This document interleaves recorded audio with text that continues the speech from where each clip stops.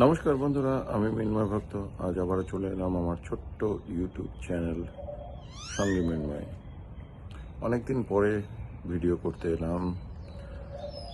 কিছু কার্যকারিতা সূত্রে ব্যস্ততা এবং বেশ কিছুদিন অনেক আপস অ্যান্ড ডাউনসের মধ্যে দিয়ে যাওয়ার পরে আবারও আমি এলাম, আর আশা করছি এখন থেকে আবার নিয়মিতভাবে আমার প্রতিবেদন আপনারা দেখতে পাবেন। যাই হোক, আসছি স্ট্রেট টু দ্য পয়েন্টে। অপারেশন সিন্দুর গতকালকেই হয়ে গেল 7ই মে 2025-এ ইন্ডিয়ান সময় রাত্রে 1:05 থেকে 1:30 এই সময়ের মধ্যে অপারেশন সিন্দুর ইন্ডিয়ান মিলিটারি পেহেলগাঁও অ্যাটাকের এক্স্যাক্টলি 15 দিন পরে 22শে এপ্রিল 2025-এ পেহেলগাঁও, কাশ্মীরের পেহেলগাঁও, যাকে বলা হয় ভারতবর্ষের সুইজারল্যান্ড, সেই পেহেলগাঁওয়ে নিরস্ত্র হিন্দু, আমি কেন হিন্দু বলছি আসছি তাতে,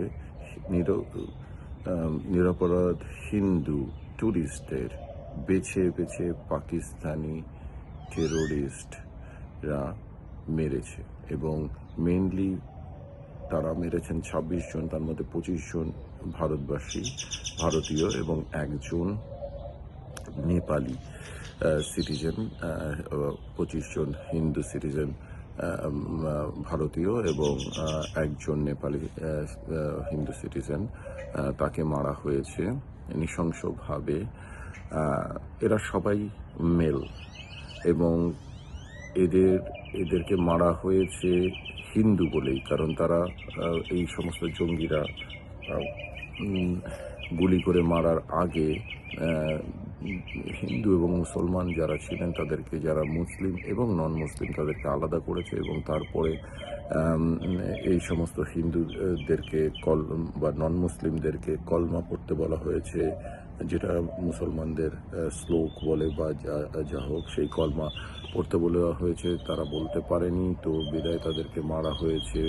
এবং অনেক ক্ষেত্রেই এই সমস্ত হিন্দু ট্যুরিস্টদের, মেল ট্যুরিস্টদের হাতে ধাগা বা গলায় মালা দেখে শনাক্ত করেছে, এবং তাতেও যদি শনাক্ত প্রপারলি না করতে পারে এরা আদৌ হিন্দু কিনা, সেক্ষেত্রে তাদের প্যান্ট খুলে তাদের গোপনাঙ্গ ভেরিফাই করে তাদেরকে নৃশংসভাবে গুলি করে মেরেছে। এবং তাদের স্ত্রী, মা, বোনেদের সামনে তাদেরকে মেরেছে, বাচ্চাদের সামনে তাদেরকে মেরেছে।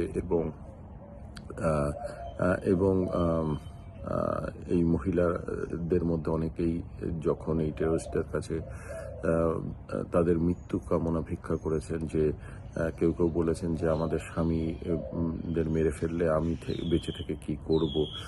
সেক্ষেত্রে এরা বলেছে, যা তুই মোদির লোক, তুই মোদিকে গিয়ে বল। তো এই নৃশংস হত্যাকাণ্ডের পাল্টা যোগ্য জবাব ভারতীয় সশস্ত্র বাহিনী, মানে ভারতীয় ইন্ডিয়ান মিলিটারি, ইন্ডিয়ান নেভি এবং ইন্ডিয়ান এয়ারফোর্স, এই তিনটি সম্মিলিত বাহিনী মিলে গতকালকে রাত্রি 1:05 শুরু করে 1:30টার মধ্যে শেষ করে জাস্ট এক্স্যাক্টলি 25 মিনিটে পাক অকুপাইড কাশ্মীরের 5টি জায়গায় এবং পাকিস্তানের মেনল্যান্ডের অন্তর্গত 4টি জায়গায়, মোট 9টি জায়গায় প্রায় 25টি ক্ষেত্রে বোমা মেরে, মিসাইল অ্যাটাক করে, সুইসাইড ড্রোনের মাধ্যমে করে নৃশংসভাবে টেরোরিস্ট অর্গানাইজেশনের হেডকোয়ার্টার লাইক লস্কর, জৈশে মোহাম্মদ, এদের যে আস্তানা, সেই জেলাগুলোকে ধ্বংস করে। তো এই ধ্বংসযজ্ঞের লীলা একটু ছোট্ট করে দেখে নেই, তারপরে আসছি।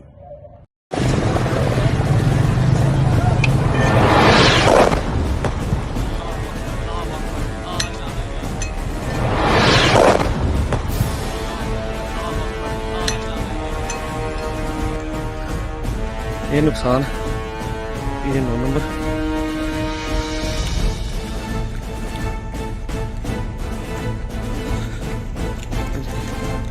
ये मस्जिद तैयबा मरकज उमरकरा के अंदर ये नुकसान।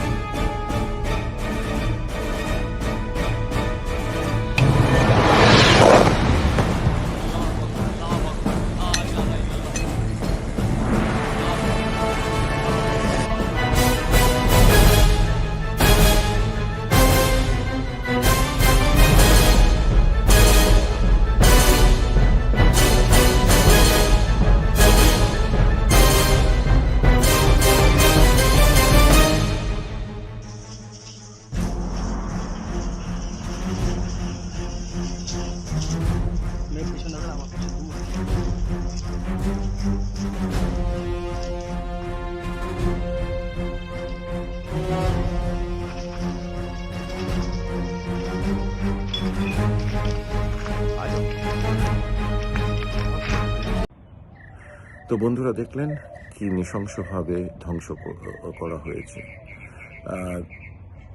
অপারেশন সিন্দুর সত্যি বলতে একটি ভেরি ওয়েল অর্কেস্ট্রেটেড নেম। এটি ডেফিনেটলি নরেন্দ্র মোদী ডাইরেক্ট সুপারভিশনে এবং অজিত দোভালের সুপারভিশনে তো হয়েইছে। সেই সাথে এই নামটি সিলেকশনের ক্ষেত্রে প্রচণ্ড আক্ষরিক, কারণ এই পেহেলগাঁওয়ের অ্যাটাকে যে 25 জন 26 জন মহিলার বা মহিলারই বলবো, যাদের সিঁদুর চলে গেছে, যারা সিঁদুর হারা হয়েছে, তাদের স্বামী হারা হয়েছে বলে তাদের সিঁদুর চলে গেছে, সেই সমস্ত মহিলাদের উৎসর্গ করা হয়েছে এই আক্রমণ অপারেশন সিন্দুর। এবং এই অপারেশন সিন্দুর কিন্তু এই মাত্র গতকালকের মাত্র 25 মিনিটেই সীমিত না, এটি কিন্তু অনগোয়িং। কারণ এই অ্যাটাকের পর সকালবেলা এক্স্যাক্টলি 10:45 ভারতীয় সময় সেখানে প্রেস ব্রিফিং করেছে, এবং প্রেস ব্রিফিং করেছে Indian foreign secretary Vikram Mishra, যিনি এখানে সিলেকশন অফ যে 3 জন ছিলেন তাদের মধ্যে 2 জন ছিলেন মহিলা এবং 1 জন হচ্ছেন পুরুষ। এবং এই সিলেকশন অফ দ্য পার্সোনাল যারা এই প্রেস ব্রিফিংটি করেছে, অফিসিয়াল প্রেস ব্রিফিংটি করেছে, সত্যিই খুব সিগনিফিকেন্ট। কারণ Indian foreign secretary Vikram Mishra তিনি হচ্ছেন কাশ্মীরি পণ্ডিত, আর যে দুজন যে অফিসার ছিলেন, একজন সেনাবাহিনীর ইন্ডিয়ান আর্মির colonel, and another one is wing commander Indian Air Force. So যে কর্নেল ছিলেন সেই কর্নেল হচ্ছেন সফিয়া কুরেশি, যিনি এই মহিলা, তিনি একজন মুসলিম, এবং যে উইং কমান্ডার ছিলেন তিনিও আরেকজন নারী, এবং তার নাম হচ্ছে ভূমিকা সিং। তো আপনারা দেখতে পাচ্ছেন যে এই প্রেস ব্রিফিংয়েও কি সুন্দরভাবে একটা সমন্বয় যে ইন্ডিয়া যে সেকুলার ফেব্রিকটিকে তুলে ধরার চেষ্টা করছে। তো এই ক্ষেত্রে সফিয়া কুরেশি এবং উইং কমান্ডার ভূমিকা সিং খুব সুন্দরভাবে এক্স্যাক্টলি কিভাবে এই অপারেশনটি চালানো হয়েছে সেই বিষয়ে একটি ব্রিফ করেছেন। তো সেই ব্রিফের একটু ঝলক দেখে নেই, তারপরে আবার আসছি। बताना चाहूंगी, सबसे पहले सवाई नाला कैंप मुजफ्फराबाद, जो कि पीओजेके के लाइन ऑफ कंट्रोल से 30 किलोमीटर दूर है, यह एक लश्कर-ए तौयबा का ट्रेनिंग सेंटर था। 20 अक्टूबर 2024 सोनमर्ग, 24 अक्टूबर 24 गुलमर्ग, 22 अप्रैल 2025 पहलगाम इन हमलों के आतंकियों ने यहीं से प्रशिक्षण लिया था। सैयदना बिलाल कैंप, मुजफ्फराबाद, यह एक जैश ए मोहम्मद का स्टेजिंग एरिया है। यह हथियार, विस्फोटक और जंगल सर्वाइवल ट्रेनिंग का केंद्र भी था। गुलपुर कैंप, कोटली, यह एलओसी से 30 किलोमीटर दूर था। लश्कर-ए तोयबा का बेस था जो रजौरी, पुंछ में सक्रिय था। 20 अप्रैल 2023 को पुंछ में और 9 जून 2024 को तीर्थ यात्रियों के बस हमले में यहीं से आतंकी को ट्रेन किया गया था।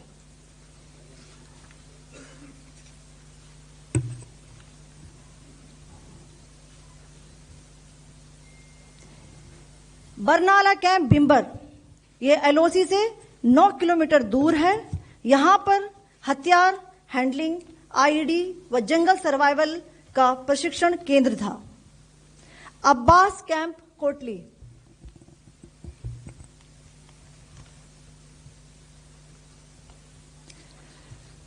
यह एलओसी से 13 किलोमीटर दूर है। लश्कर-ए तोयबा का फिदाइन यहां तैयार होता था।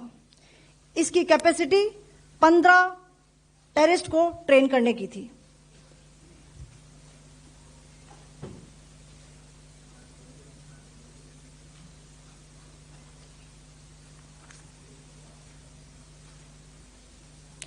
अब मैं पाकिस्तान के अंदर के टारगेट से अवगत कराना चाहूंगी। पहला, सर्जल कैंप, सियालकोट, यह अंतर्राष्ट्रीय सीमा से 6 किलोमीटर की दूरी पर है, सांबा कठुआ के सामने।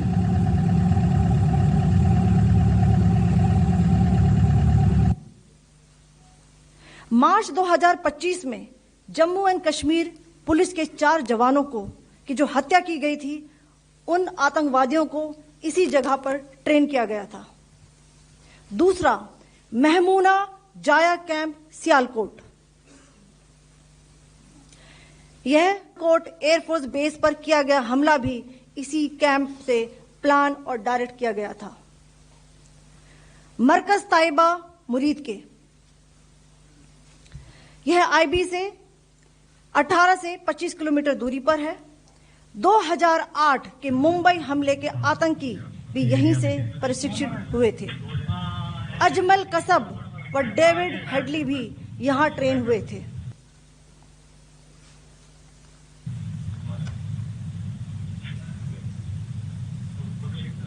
आगे दूसरा आया।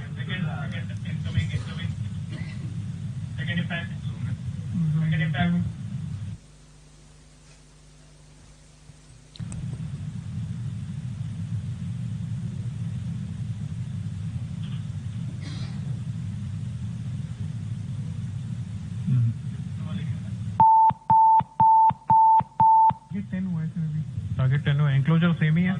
7 it is hit the target. हाँ हाँ।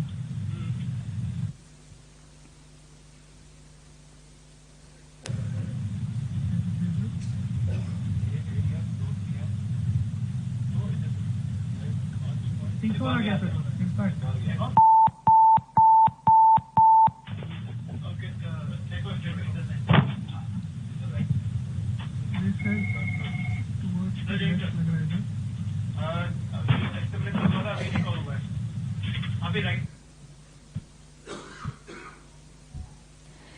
मरकज सुभान अल्लाह, भावलपुर, यह इंटरनेशनल बाउंड्री से 100 किलोमीटर दूर है। जैश ए मोहम्मद का मुख्यालय था। यहां पर रिक्रूटमेंट, ट्रेनिंग व इंडॉक्ट्रिनेशन का केंद्र भी था। शीर्ष आतंकी अक्सर यहां आते थे। मैं आप सबको बताना चाहती हूं कि किसी भी सैन्य ठिकाने का निशाना नहीं बनाया गया और अभी तक किसी तरह की नागरिक क्षति की रिपोर्ट नहीं है।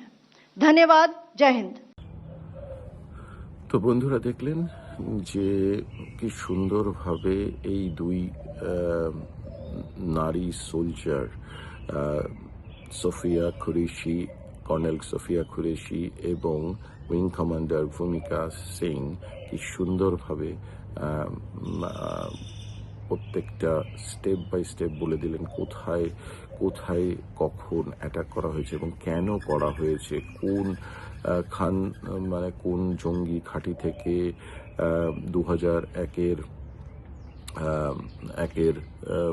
পার্লামেন্ট অ্যাটাক বা 2008-এর মুম্বাই অ্যাটাক বা উড়ি অ্যাটাক হয়েছে, সব কিছুই কিন্তু ডিটেল কারণ বলে দিলেন। তো যাই হোক, অপারেশন সুন্দর যেটি তারা উল্লেখ করলেন, এটি কিন্তু কন্টিনিউয়াস একটি প্রসেস চলবে বেসড আপন পাকিস্তান কিভাবে রিয়াক্ট করেন। কারণ পাকিস্তান তো জানেন ইটস এ রোগ স্টেট, ইটস ব্যাকড বাই যারা গভর্নমেন্ট স্পন্সার্ড করে ডাইরেক্টলি তাদের টেরোরিস্টদের, এই টেরোরিস্ট অর্গানাইজেশনগুলোকে ডাইরেক্ট ফান্ডিং পাকিস্তানের মিলিটারি, আইএসআই এরা দিয়ে থাকে এবং সরকার সমর্থিত। এবং পাকিস্তানের একটি মেজরিটি সাইট কিন্তু উগ্রপন্থা বা টেরোরিস্টকে সমর্থন করে। সো তাই খুব দরকার ছিল ভারতের, এবং এক্স্যাক্টলি 15 দিনের মাথায় এইভাবে যে অ্যাটাক করা যায় এবং গুড়িয়ে দেওয়া যায়। দেখুন, ইন্ডিয়ার যে ভিশন অ্যান্ড মিশন, নরেন্দ্র মোদীর যে vision and mission, it's clear cut, the message is loud and clear যে India zero tolerance against terrorism. So টেরোরিজমের এগেনস্ট ইন্ডিয়ার নীতি স্ট্রেট ফরওয়ার্ড, জিরো টলারেন্স।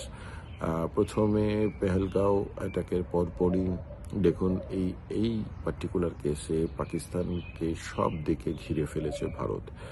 প্রথমে ডিপ্লোম্যাটিক্যালি যে পৃথিবীর বিভিন্ন দেশ আছে, US, Russia, Israel, European union, Britain, France, সমস্ত বড় বড় দেশের সাথে, এদিকে এশিয়ার মধ্যে চায়না, সাউথ কোরিয়া,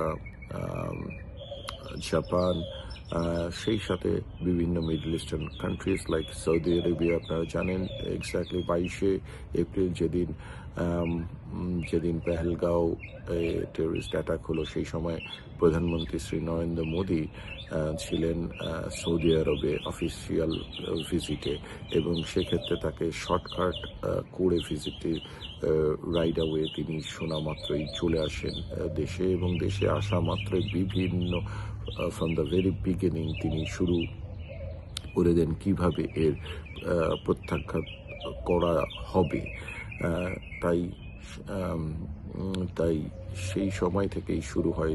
প্রথমে যে বললাম যেরকম ডিপ্লোম্যাটিক্যালি বিভিন্ন দেশকে কনফিডেন্স আনা হলো, বোঝানো হলো, এবং ডিপ্লোম্যাটিক্যালি সমস্ত দেশ, মোস্ট অফ দ্য মেজরিটি দেশ ভারতের পাশে এসে দাঁড়ালেন, তাদের সহ মত পোষণ করলেন। তারপরে শুরু হলো ইন্ডাস ওয়াটার ট্রিটি, যেটাকে ক্যান্সেল করলো, জল ছাড়া হলো না, যেই জলের ওপর পাকিস্তানের প্রায় 70-80% চাষবাস এবং জীবন জীবিকা নির্ভর করে, তো সেটি বন্ধ করে দেওয়া হলো।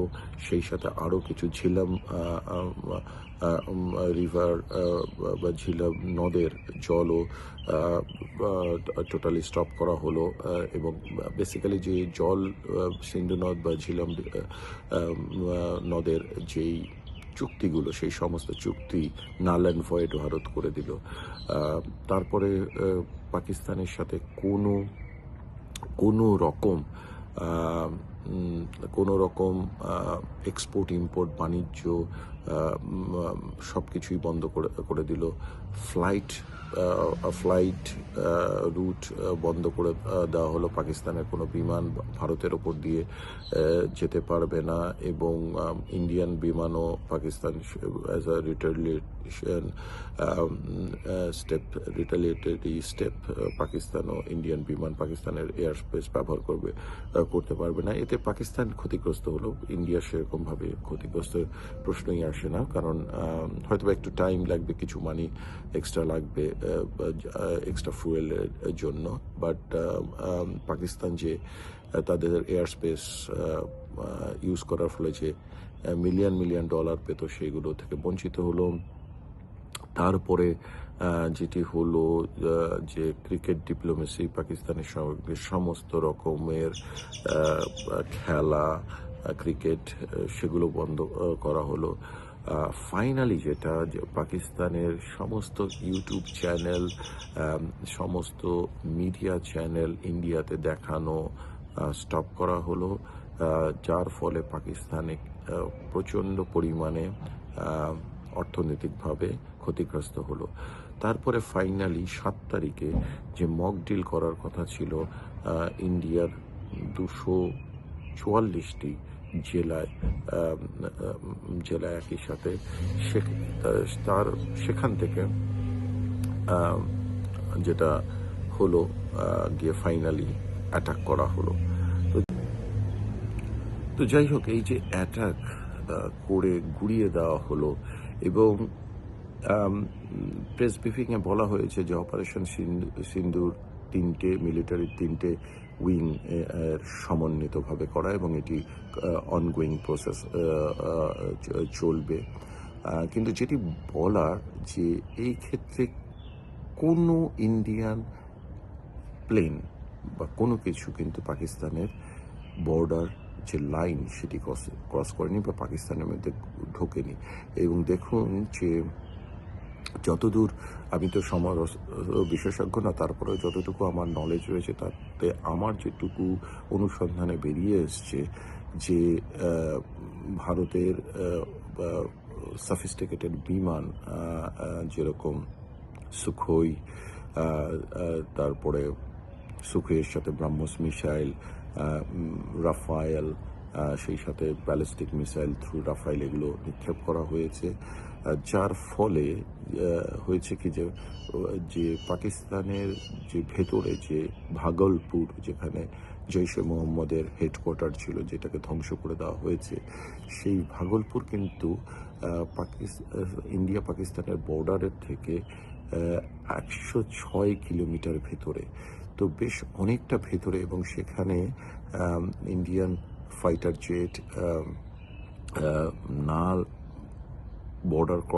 বর্ডার লাইন ক্রস করে পাকিস্তানে না ঢুকে নিখুঁতভাবে যে ধ্বংস করেছে, সত্যি salute to Indian army, salute to Indian air force and Indian navy.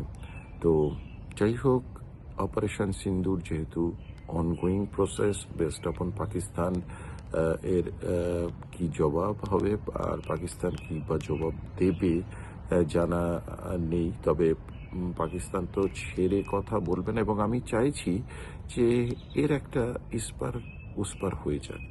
এবার পাকিস্তানকে সত্যি, যেটা 1971 হয়েছিল যে 2 টুকরো করা হয়েছিল, সেরকমই একটা কিছু হোক, যাতে পাকিস্তান ভেঙে টুকরো টুকরো হয়ে যায়।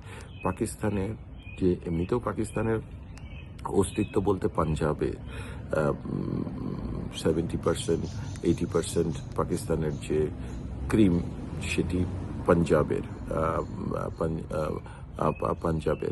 বাকি যে 4টে প্রদেশ আছে, বেলুচিস্তান, খাইবার পাখতুনখোয়া, পাক অকুপাইড কাশ্মীর আর সিন্ধ, তারা যে কোনো সময় বেরিয়ে যেত। তার মধ্যে বেলুচিস্তান, খাইবার পাখতুনখোয়া, পাক অকুপাইড কাশ্মীর, যেটি তো পাক অকুপাইড কাশ্মীর তো ভারতবর্ষের নিজেদের। সো আর্টিকেল 370 অ্যাব্লিগেশন হওয়ার পরে সেটি আমাদের সাথে আবার যুক্ত হওয়া একটি সময় সাপেক্ষ, যে কোনো সময় হতে পারে। আর বেলুচিস্তান যেভাবে বেলুচ লিবারেশন ফ্রন্ট, বেলুচ স্বাধীনতা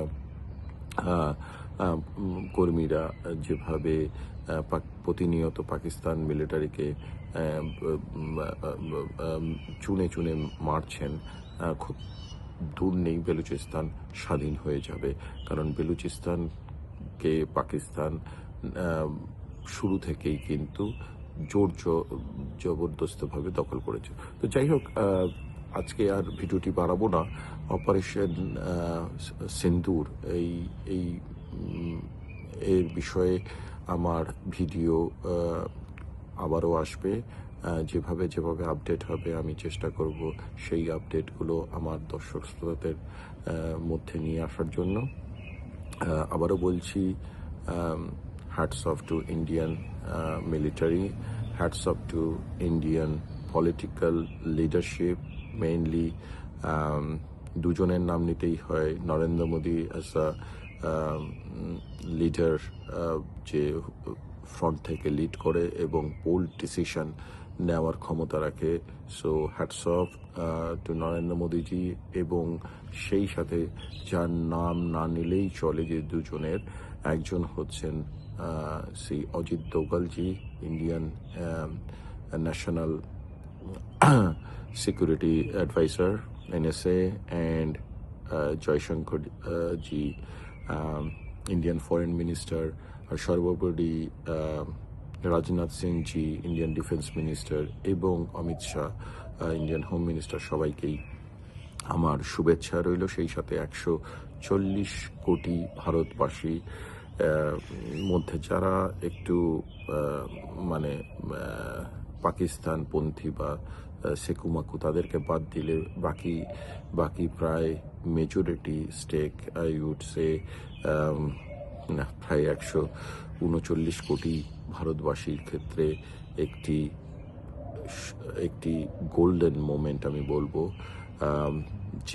যেভাবে ভারতীয় মিলিটারি দেখিয়ে দিল যে কিভাবে ধ্বংস করতে হয় টেররিস্ট নেটওয়ার্কে। তো যাই হোক, আজকে ভিডিওটি পজিটিভ নোটে শেষ করছি। সবাই ভালো থাকুন, সুস্থ থাকুন। জয় হিন্দ, বন্দে মাতরম, ভারত মাতা কি জয়। আর ভিডিওটি ভালো লাগলে লাইক, শেয়ার করতে ভুলবেন না। আর সেই সাথে আপনি যদি আমার চ্যানেলটি সঙ্গে মিনময় এখনও সাবস্ক্রাইব না করে থাকেন, তো দয়া করে সাবস্ক্রাইব করবে, যাতে, আর সাবস্ক্রাইব করার সাথে সাথে বেল বাটনটি সিলেক্ট করবেন, যাতে যখনই আমি কোনো ভিডিও দিব প্রথম ভিডিও নোটিফিকেশন আপনাদের কাছে পৌঁছে যাবে। তো সবাই ভালো থাকুন, সুস্থ থাকুন। জয় হিন্দ, বন্দে মাতরম, ভারত মাতা কি জয়। নমস্কার।